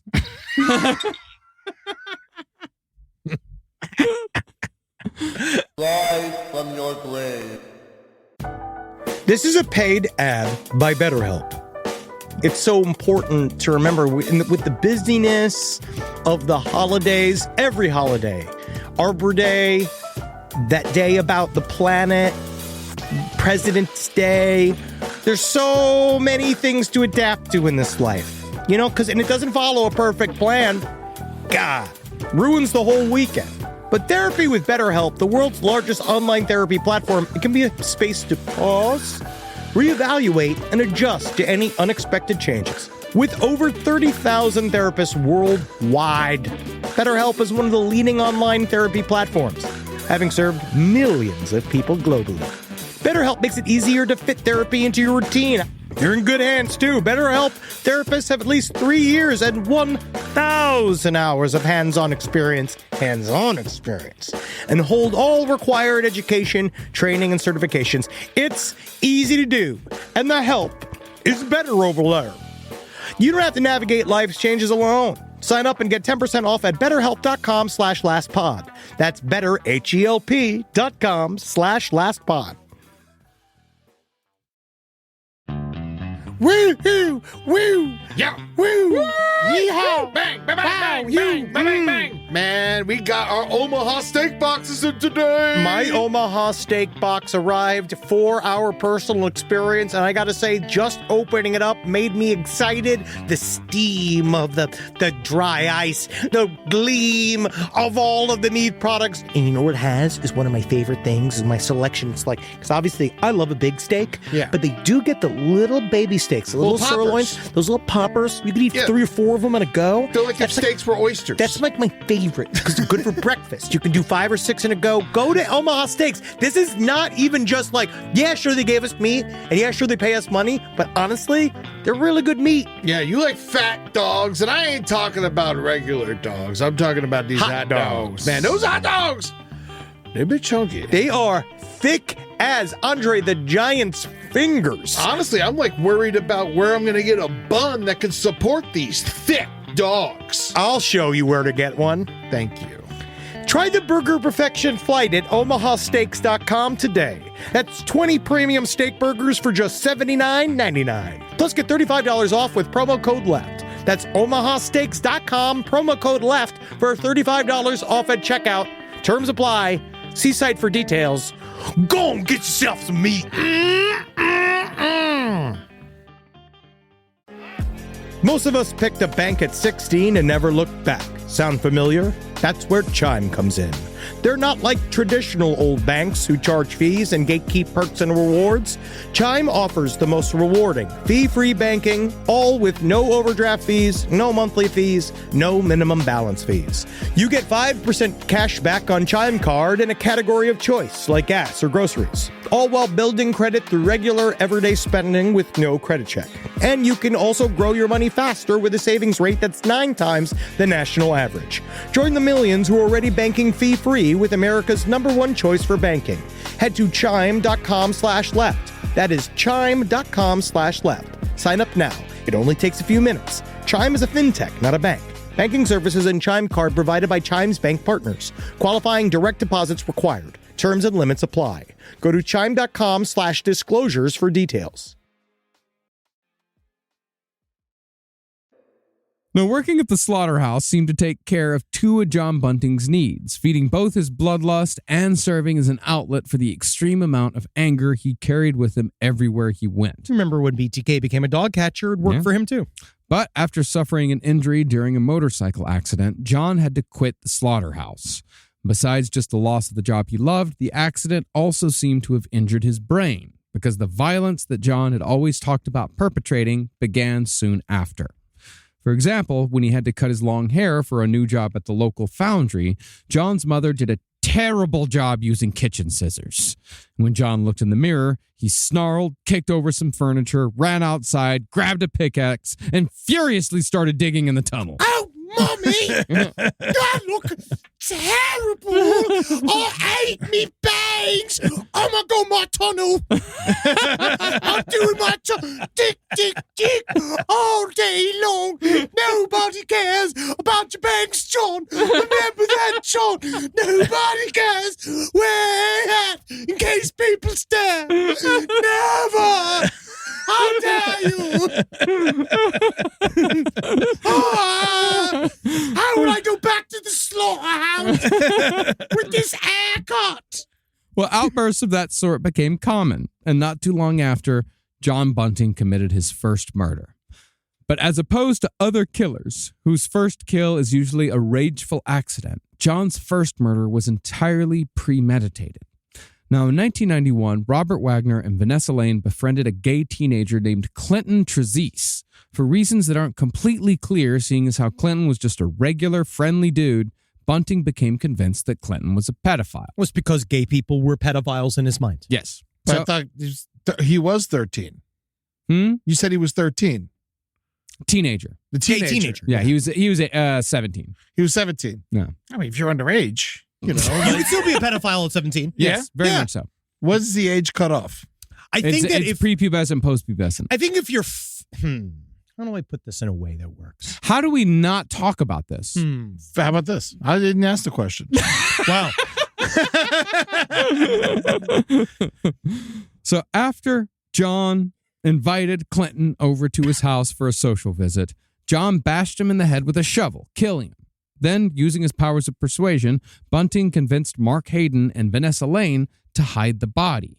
They loaded it into Vanessa's station wagon, drove it 20 minutes outside of town, and buried it in a shallow grave. Shortly after, though, Vanessa was sitting in Bunting's kitchen talking to John's wife when she blurted out that John had murdered Clinton Trezise. God. Vanessa wanted to. Well, Vanessa wanted to tell. Oh, yeah. Well, she said it under the auspice of saying, like, you got to get away from John. Yeah. John's dangerous. You He's got to get away dangerous. from him. She just wanted to fucking tell someone. Vanessa was a known liar about many things, so John's wife didn't believe her, and John denied it when she first brought it up. But when Vanessa came back with more details, John's wife confronted him again. This time, he admitted to the murder completely and warned his wife to keep quiet. And she was a very meek woman. She really was. She was she had some form of a mental disability. She was quiet, and so like she was already knew, like, because he's got 2 accomplices. Mhm. He's already just murdered somebody in cold blood. I mean, it's not like he's going to marry an activist. Would it have been careful if he married, what was it, Huma Abaji? What was the name for And keep quiet she did, while John continued killing and recruiting more people for what would become a sort of passive murder squad, consisting of people who would lure victims, help dispose of bodies, and stand guard while Bunting and Wagner perpetrated the most heinous of the crimes. The next to join the crew was yet another abused youth, a guy named Jamie Vlasakis, who had been brutally raped by his father Spiros until Spiros died of a heart attack when Jamie was 7. But it wasn't while he was molesting him, right? You know what? I actually don't know. Yeah, the details don't really come out on that one. Yeah, they didn't put that on the death certificate. Heart attack while molesting It was son. while he was molesting the son. After zipping through another marriage in just a year, Jamie's mother became addicted to prescription drugs, and her 2 sons, Jamie included, were befriended by a neighbor named Jeffrey Payne, who also happened to be a pedophile. Like I said, they're like, people talk about the pedophile elites and the pedophile government. I seem to find... They seem to be fucking everywhere. You know what I do think? I think that there are obviously pedophile elites. Yes. But there's also what I would call pedophile groundlings. Yeah. And they are the hoi polloi of the pedophile community. There's the voters of the pedophile community. You can't have pedophile elites without pedophile groundlings. You can't. You really can't. And you don't think that pedophile elites don't consider themselves above the regular pedophiles? Oh, they're not hanging out. No, we get my children freshly flown in from France, and then they are freshly ground into food for my horses. Yeah. Well, meanwhile, Vanessa Lane, who lived nearby, she'd been watching Jeff the pedophile groom Jamie Vlasakis, and Vanessa told John Bunting. So John stepped in and began grooming Jamie for a different purpose altogether. Reverse grooming. Murder. Acting as a father figure, John took Jamie out to the movies and they raced around on motorbikes. But never willing to be normal for too long, John would also murder cats and dogs and skin them in front of Jamie while trying to get him to join in, which is, I guess, like the murder grooming equivalent of showing a kid a porno movie. I actually think that it's exactly what it is. He It was is. slowly getting him used to violence. He saw a son. He saw somebody that he could make into a little version of himself. When he arrived, like again, it was another one of those. It was just like one day there was no John Bunting. The next day, John Bunting was the only thing that Jamie knew. Yeah. He came in and took over his entire brain, and he was killing animals in front of him, being like, look how this is no big deal. Then he would slowly put the gun in his hands and say, like, kill this dog in front of me. Like, do these things, kill this animal in front of me, get me going. Like, get me, see how easy this is, how we can let this go. And then unfortunately, I do believe of this group, Jamie Vlasakis is the baby spice. And he's the baby spice, and Robert Wagner is Sporty Spice. Sporty, Yeah, and then I would put John Bunting, I mean, I guess because the leader of the Spice Girls was Posh? Ginger. I thought it was Posh. He's not Posh Spice. I think Mark's Scary Spice. Yeah, Mark could probably be Scary Mark Spice. Hayden? Yeah, look. Yeah, I'll kiss Eddie Murphy. Yeah, I do just stomp and move. I should probably text my wife before I say anything else about the Spice Girls. You probably should, because we don't want to get anybody upset. Yeah, man. And I can't even, I won't allow that. I just want to zigga zigga. Yeah, we all do. Does that mean you want to be my lover? Mm-hmm. You got to get with your friends, which he did. That's me. And what we all know is that friendship never ends. Vanessa is Beckham.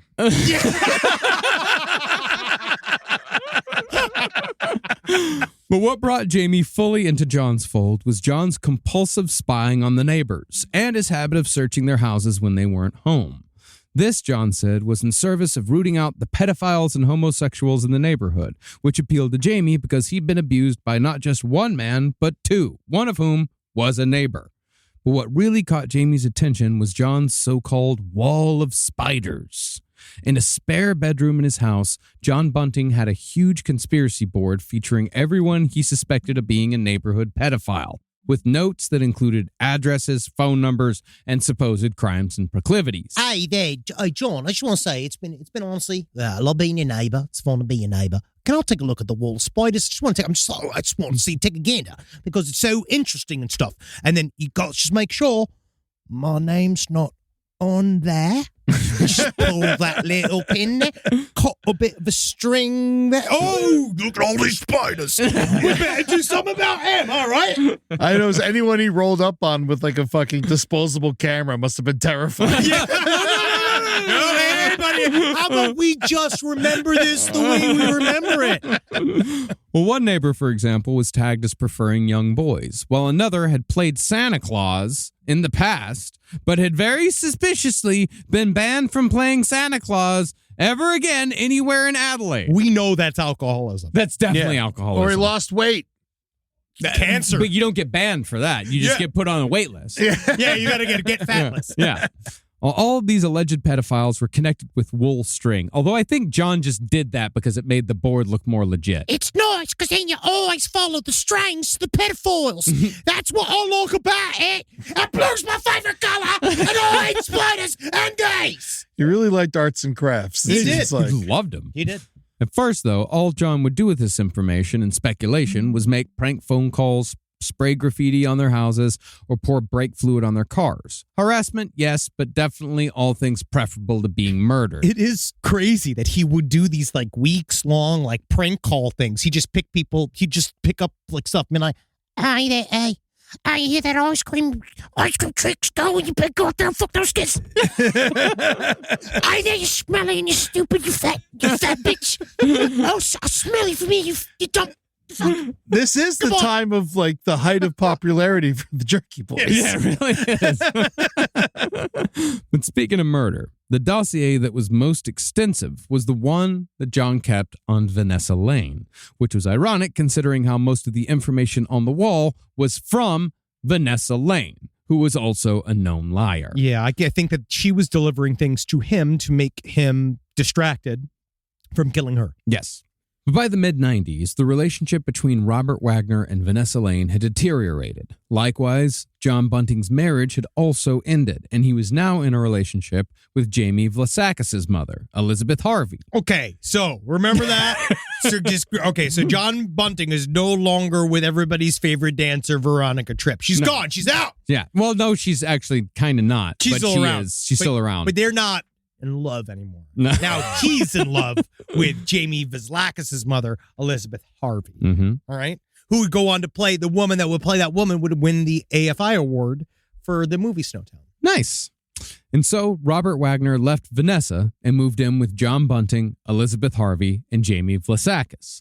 Wagner and Bunting also joined a new neo-Nazi group together, which worked out this time because Bunting was there to keep Wagner from being too enthusiastic. Would it be a neo-Nazi group? I guess so. New neo. A new neo. Yeah. New A new neo-Nazi. Yeah, post-neo is the old. Wagner also started dating women to prove he wasn't gay, and he and Bunting began an echo chamber concerning both of their fantasies about murdering pedophiles and, by extension, gay men, because, again, to them, these two groups were one and the same. And again, that shows he's not gay. Yeah. You're not gay, John. And I feel like that's a part of it, is that it's him trying to beat it back within himself. He also was fucking, let's be frank here, raped for a bunch of years by Vanessa Lane. So it's like he's not doing good. No, none of them are doing good. All of these people are doing very poorly. I think that they need Mentos. I feel like a good injection of Mentos would fix a lot of this.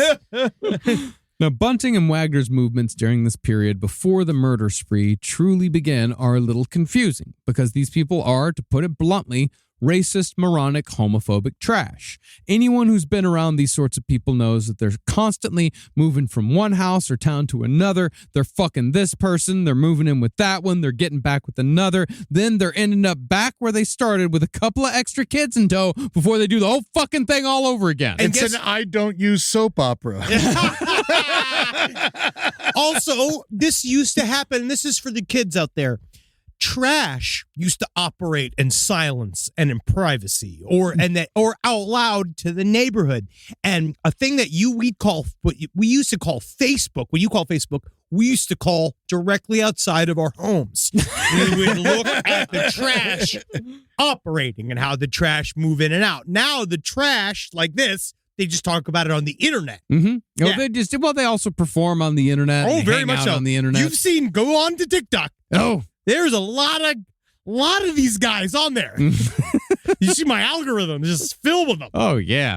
I mean, I think every day about the guy who says, she makes me pee. and I make her poop.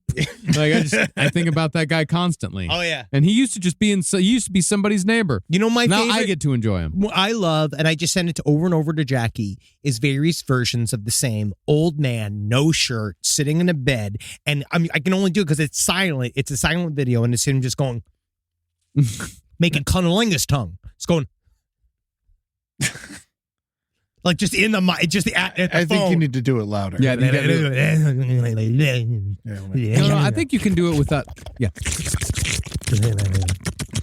Like that.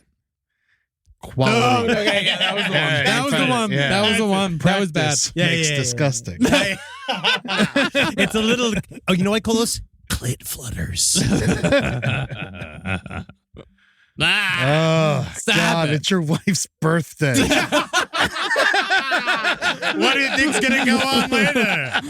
Well, John Bunting's first wife, Veronica, was still living at 203 Waterloo Corner in Salisbury North. John Bunting was renting a house in a community called Murray Bridge, 50 miles southeast of Adelaide, with his new squeeze, Elizabeth Harvey, mother of Jamie Vlasakis. Isn't that freeing to just burp? To just burp and Just just let let it it go. go? Well, it only works if it's a part of the word. Sentence, like yeah. squeeze is the perfect word to burp in the middle of. But every book about this, we'll call it the bodies in the barrels murders. Every book says that the timeline is extremely confusing. So Yes. we're in it now. So now these are the kind of like the final positions that these guys would take socially. So now that we're all in one, now we'll try to piece together who they killed and when. Yeah. Multiple books about people who can't read. There hasn't been this many since like books about the Stone Age. Yeah. It's like Homeward Bound. You know, that was The same amount of incredible letters were written by the cast of Homeward Bound and the cast of this story. Now, when John rented this house, he made sure that it had a shed. This shed was off limits to everyone except Bunting, Wagner, and Vlasakis. It's for boys. And it would be here that the fledgling murder gang would torture their first victim to death. Now, Bunting was by no means a faithful person to either his wife or his girlfriend, and he'd been in an on-again, off-again relationship with a woman named Suzanne Allen. Suzanne was an obese, intellectually disabled individual with bowel disease, 47 years old to Bunting's 29. As such, Bunting was able to manipulate Suzanne when the time came. Now, when it came to the first victim, John Bunting chose to begin his so-called cleansing of the pedophiles from Southern Australia. He really couldn't have picked a better person than Ray Davies. No relation to the Kinks vocalist of the same name. We talked about this. Now, I'm so excited because I finally get to use this joke that I've been waiting to do in true crime, on our true crime episodes. Finally, a victim that didn't brighten a room. This guy darkened the room. This was not, he did not love to laugh. He loved to publicly masturbate. He loved to fuck a dog. a real Salisbury mistake. Yes. Actually, I feel like this is one of the things that they did that almost wasn't a mistake. Davies was your classic sexual deviant. Classic formula. He was caught having sex with a family dog in the backyard when he was 13, which was a fact his mother freely offered up to the media after his body was discovered. That's the secret. It was done. The secret was dead. It's like you could just see his ghost. It was gone. You could just see his ghost, like little bit long. Mommy, what would you say? Something like that? Couldn't say he loved lacrosse? Yeah, Robert Wagner is just like a real man does it in the front yard. Man, should I show the neighborhood, show the Dalmatian who's the man. And Davies would also sometimes hide in the bushes and masturbate as school children walked by that was when he reached adult age. That was when he was an adult. Yeah. Davies was also in a weird, strained sexual relationship with Suzanne Allen. They looked like a couple. Yeah. Now, John Bunting learned of Ray Davies not through Suzanne Allen, but through Vanessa Lane, who actually wasn't lying this time when she said that Ray, classic pedo name, by the way, had been molesting children. And so, just after Christmas Day 1995, John Bunting and Robert Wagner picked up Ray Davies and drove him out to the torture shed John had prepared out in Murray Bridge. So we can go out to the pet store? I wish we could rent them. Because if you bought them, because when you buy them and you have your times with them, right? They're all sad. Yeah, you're not fun anymore. Ain't chasing the ball. Yeah, all right? Right, there's pets in the shed. Go. Oh, it's in that. Pets in the right. shed. Let me get a condom. I don't want to get pregnant. Well, after waterboarding Ray in a bathtub, Bunting repeatedly smashed Ray's genitals with a metal pole, causing them to swell to twice their normal size. Giggling and screaming slurs, Bunting and Wagner tortured Ray for hours before they marched him into the trunk of their car and drove him back to Salisbury North, where John's girlfriend, Elizabeth Harvey, was hanging out. Once John arrived, he was elated, jumping up and down, telling Elizabeth that he had someone in the trunk. We got one!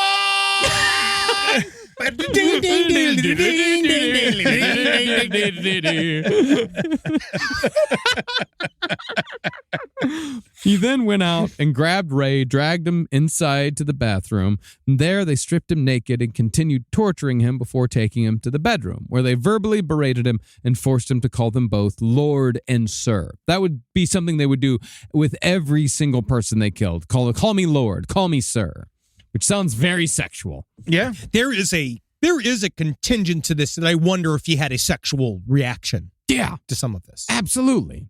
Meanwhile, Jamie Vlasakis stood at the door to make sure no one else in the house interfered. Just sucking on a big lollipop with his like pigtails, watching with this weird little girl like fucking teddy on. They then took Ray into the spare room where John Bunting had his wall of spiders, if only to scare him that much more. Now, I know you're scared right now, you wee little pedophile, but imagine how scared you'd be if those were actual spiders. How scary would that be? Imagine it. There, Wagner and Bunting began the final attack, stabbing Ray with the knife. Finally, John called Elizabeth Harvey into the room to participate in the further stabbing of Ray Davies, and he invited her to participate in the final deadly action of strangling him with jumper cables. This participation, John said, was a present for Elizabeth, I suppose because Elizabeth was under the assumption that some other guy was molesting her kids and one molester was as good as another. Probably, though, it was more about just implicating her in the crime. He was ramping her up, though. He was doing this, like, you also remember, like, the Snowtown movie really shows, like, I think that's a really accurate view of a bunch of guys, because he would get them all in the kitchen. They would just be talking about killing people, talking about doing this, and talking about how the police aren't doing anything. We got to do something. You look what happened. You're kids. No one's doing anything about it. He's still over there. He's still hanging out. We're fucking doing. So he slowly was like indoctrinating everybody into like getting into this mindset, and then he just finally got over the whatever the block was from him physically beginning. But after Ray finally died, his corpse was dragged to the backyard where it was thrown into the tunnel, which was finally getting some practical use. Down in the dirt, John talked about how pleased he was for finally killing a deviant, and he bragged to Jamie about how he'd manipulated Jamie's mother into participating. Elizabeth, meanwhile, was too frightened of John Bunting to tell anyone, so she numbed herself with drugs to handle the guilt and knowledge of what had been done and what she herself had done. Now, while some of you out there might be cheering the death of a pedophile, saying that justice was served, it's important to remember that the whole pedophile angle was just a smokescreen for John Bunting. Oh, it was an excuse. Yeah, remember that his first victim was killed for no other reason than he was gay, and his very next murder after Ray Davies was nothing more than a murder of convenience. See, John Bunting and Suzanne Allen, the intellectually disabled obese woman, they were having an affair at the time of Ray Davies' murder, but the relationship had ended sometime in 1996. According to letters that were later found, her love for Bunting had become an irritation, and their relationship had become hostile. It was also very possible that Suzanne Allen knew too much and was maybe threatening to go to the police with what she knew about Ray Davies unless John Bunting came back to her fold. Many folds. She's not a nice person. She's not a I'm nice allowed- person. She's not I'm a nice allowed person. to do this. She knew that Ray Davies was molesting her children, and she still stayed with him. She's not a nice person. She let him do it. Yes, I guess, and that's a term that I've never heard before, which is called a tooth fairy. Yeah. I did not know that allowing somebody else to molest their children. You could give it a different name. Don't need to fucking bring the tooth fairy into this. Why? What do you want to do? What name would you give it? A molester letter. A molester A letter. molester letter. Yeah. Huh. I would kind of view it as like a manager. Or like an agent. So Susanna Allen disappeared around November 1996. The justification, of course, being that Suzanne Allen was a so-called tooth fairy who had allowed Ray Davies to molest her grandchildren. And since she didn't go to the police to have Ray arrested, she was a pedophile by proxy and had to go. In reality, she was just an inconvenient person. She was. Yeah, and we all know the police don't do anything anyway. Yeah. Absolutely. And she was kind of grabbing him. She was like, and it's not a comment on her weight, but she was doing the Miss Piggy style, like, I love you, John. I love you. Oh, John, I love you so much. You kiss. Oh, give us kisses. Give us little kisses, And eventually it's like a lot. Yeah. You know, by fucking John Bunting, she did something to get Ray Davies dead. And then have him punished for fucking her kids. Interesting. Yeah. So like he is like her weird secret police. So she did do something. But because the cops don't do anything. We know the cops don't do anything. But I feel like they could have done something. I feel like if they had found out, they wouldn't have given a shit. We've learned this. You're right. Well, as such, it's a very interesting take. Well, as such, Suzanne Allen was killed, then mutilated in her own bathtub in a way that befit John Bunting's career in a slaughterhouse. First, her arms and legs were cut off at the shoulder blade and the joints. Then those appendages were skinned and defleshed from their bones.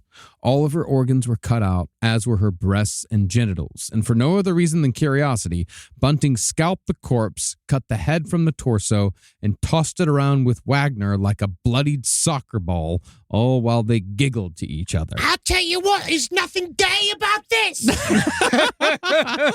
He then faked kissing the head, holding the mouth open and mocking her, saying, Kiss the puppet, kiss the puppet. But once they had, that's fucked up. That's real weird. Yeah, it's real weird. Yeah, it's fucking weird. It's wee weird. It's weird.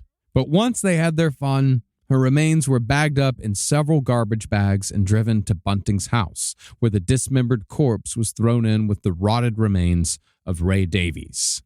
Now, the story that Bunting and Wagner told Elizabeth Harvey was that they were planning to rob Suzanne Allen, but on the night of the robbery, they found her dead in the bathtub from a heart attack. They then got the bright idea to commit welfare fraud by collecting Suzanne's checks and keeping the money for themselves. But in order to do that, they needed everyone to think that Suzanne Allen was still alive somewhere.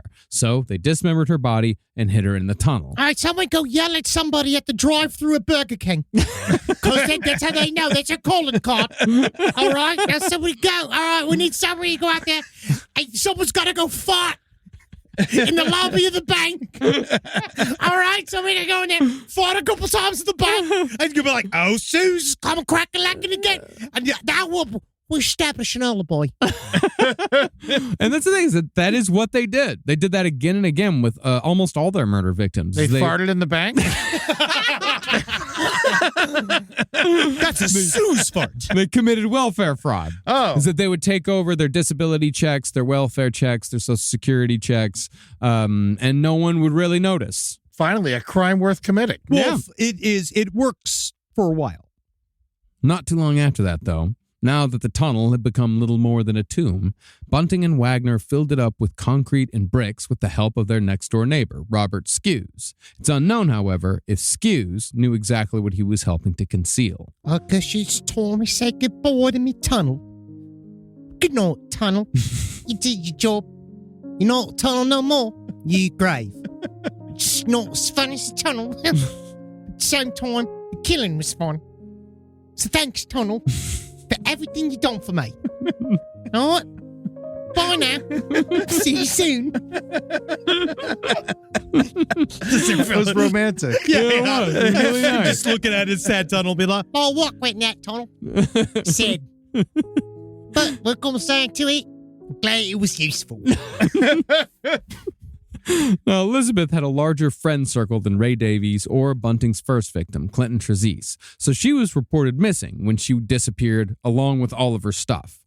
But since she had in the past expressed some suicidal ideation, the authorities wrote her off as a lost cause and the case petered out. Now, after the murders of Ray Davies and Suzanne Allen, Robert Wagner had found that he liked killing other people very much.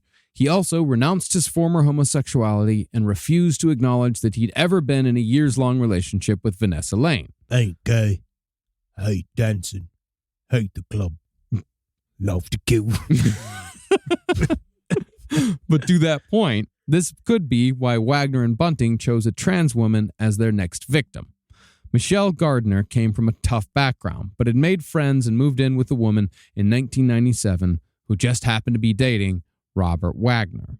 Wagner, of course, hated Michelle and bore a further grudge when Michelle was playing with one of the children and jokingly put her hand over the child's mouth. This was a trigger for Wagner because his childhood abuser had done the same thing, and the first thoughts of murder began to stir. And again, Michelle Gardner, just a regular fucking person, never did nothing wrong to nobody. No, was just around. Yeah. It also didn't help that Jamie Vlasakis, who, if you'll remember, stood guard while Bunting and Wagner tortured Ray Davies, he also hated Michelle. He'd even once tried to burn down the house where Michelle was staying while Michelle and her friend's kids were still inside.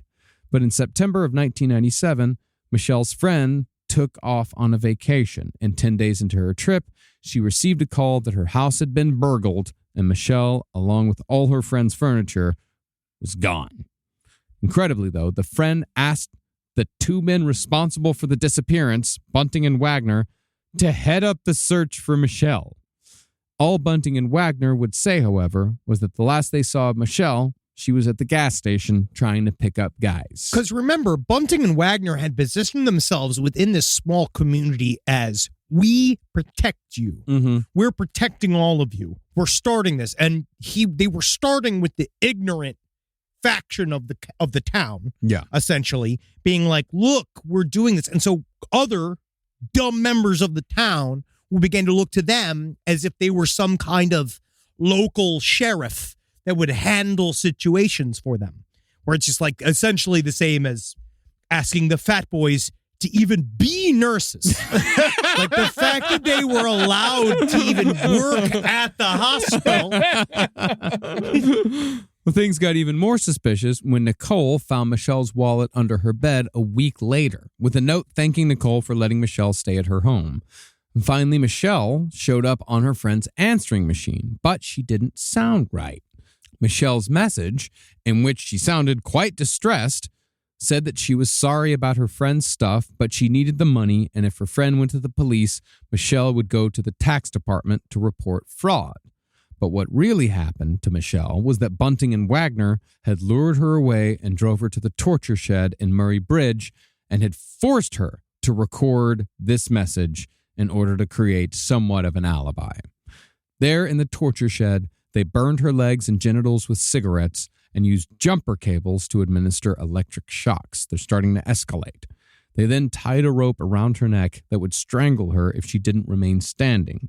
But when they got bored, Bunting and Wagner pulled on the rope until Michelle died, all while they giggled and gleefully pranced around the shed, mocking Michelle's mannerisms. Didn't they dismember and skin the last person? Yes. That's not really escalating. Well, the torture leading up. Torture. Oh, okay. That's the Because thing. that was just them getting rid of the body. Yeah. That was them destroying the okay. evidence. Yeah, that's just getting rid of the body. She wasn't alive. The last victim was not alive when all that was happening. The jumper cables to administer electric shocks and the cigarette burns and all. That's the escalation. Okay. Sorry.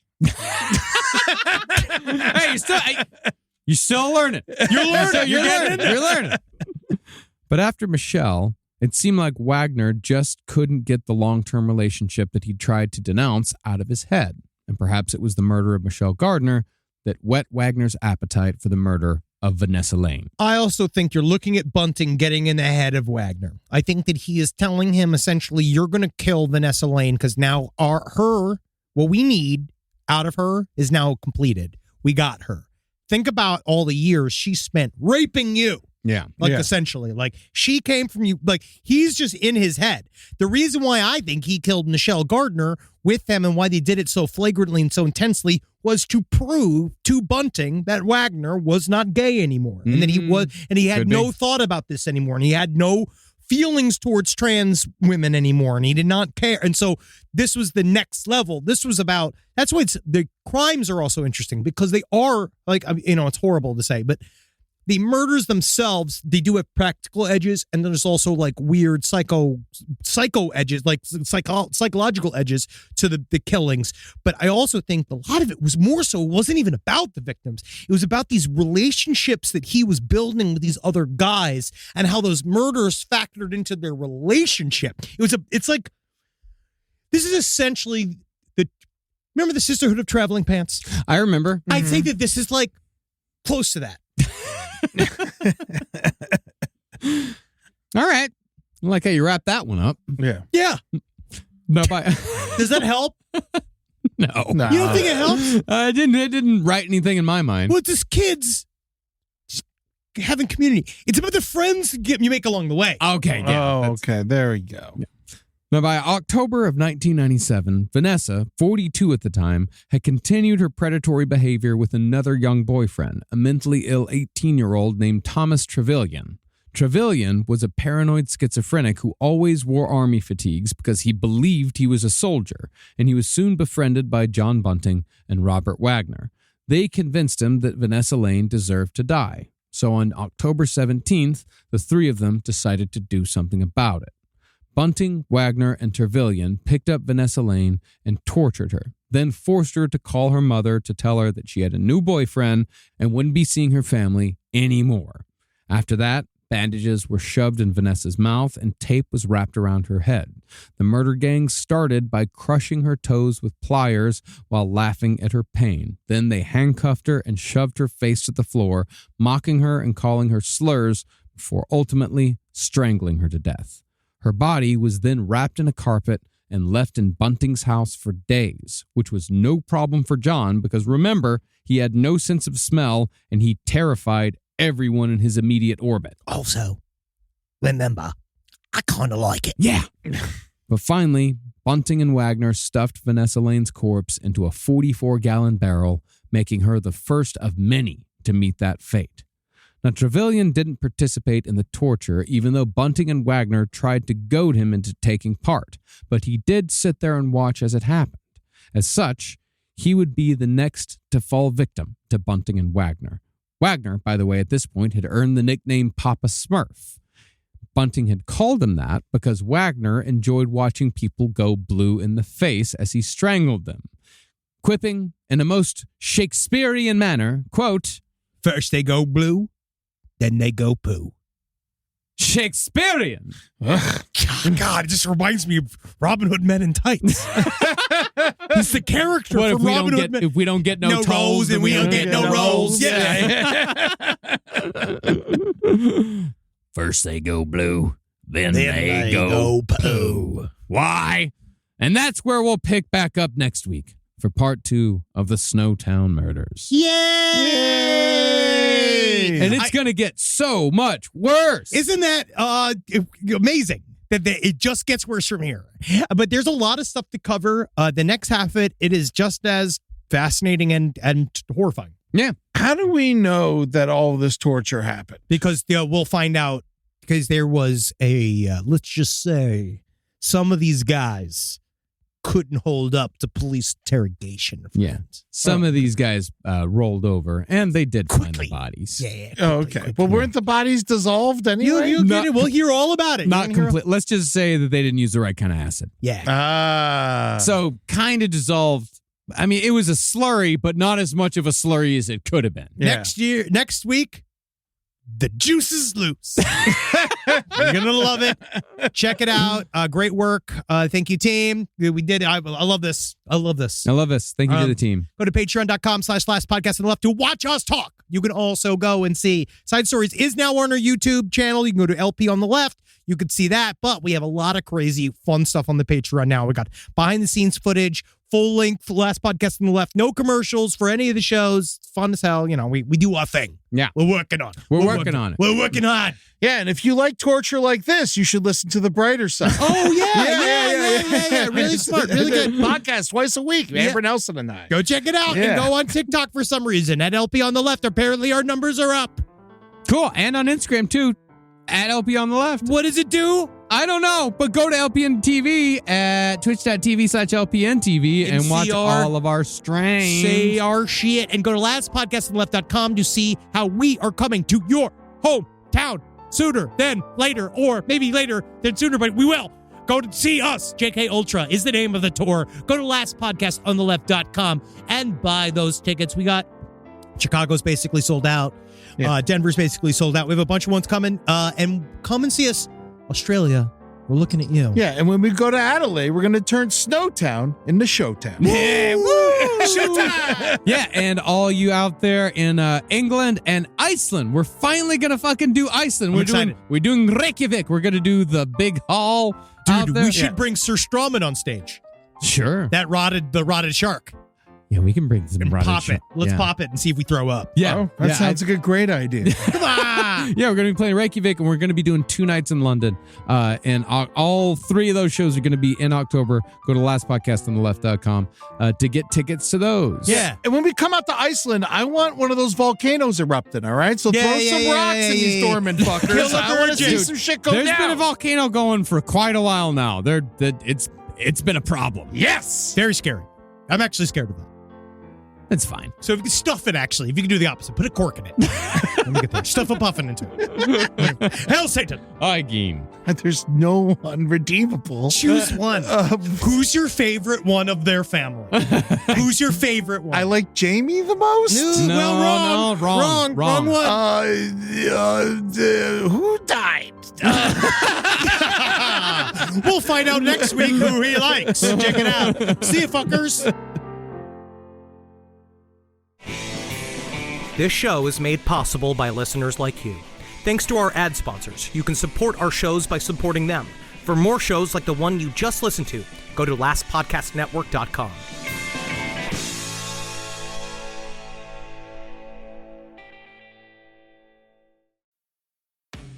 This podcast is supported by Nurtec ODT, Rimegepant. We know you didn't ask for an interruption, but migraine doesn't wait for the right moment to interrupt either.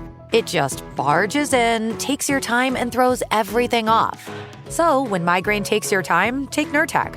It's for the acute treatment of migraine with or without aura in adults. Nurtec can provide pain relief in 2 hours, which can last up to 2 days. Ask your healthcare provider if Nurtec is right for you, because your time is for you, not migraine. Don't take if allergic to Nurtec ODT. Allergic reactions can occur even days after use. Get help right away for trouble breathing, rash, swelling of face, mouth, tongue, or throat. High blood pressure and Raynaud syndrome can occur. Get help for high blood pressure, numbness, coolness, pain, or color changes in fingers and toes. Common side effect is nausea. For full prescribing information, call 1-833-4-NURTEC or visit Nurtec.com. All right, back to your podcast, playlist, or whatever's keeping you going today. Wendy's believes summer should be more fun and less expensive, which is why, for a limited time, they're making their small classic Frosty just $1. Because let's be real, summer and Frosty just go together. So come on down and celebrate $1 Frosty summer at Wendy's with a hot deal on your favorite cool summer treat. But this deal melts away when summer does, so get it while it's hot. Or, cold. Limited time only at participating U.S. Wendy's.